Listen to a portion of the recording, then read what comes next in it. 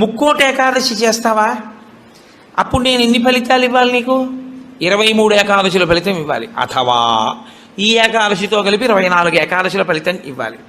కానీ నేను ఒకటి ఎక్కువ అడుగుతాను, దానికి తగినంత నీకు ఇస్తాను. నేను అడిగిన ఎక్కువ చెయ్యాలి, నువ్వు అడిగిన దానికన్నా కొన్ని కోటి రెట్లు ఇస్తా. 3 కోట్ల ఏకాదశుల ఫలితం ఇస్తా. కానీ మామూలు ఏకాదశుల కన్నా విరుద్ధంగా నువ్వు దీన్ని చెయ్యి.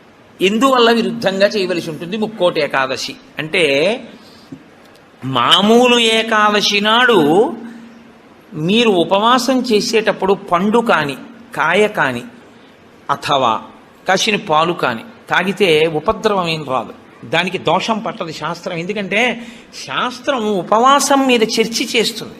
ఉపనిషత్తుల్లో ఆ విషయం ఉంది, వేదంలో ఆ విషయం ఉంది. ఎప్పుడెప్పుడు ఉపవాసం ఎలా చెయ్యాలి అన్నది ఉంది. ఆదివారం నాడు కానీ, పౌర్ణమి నాడు కానీ, అమావాస్య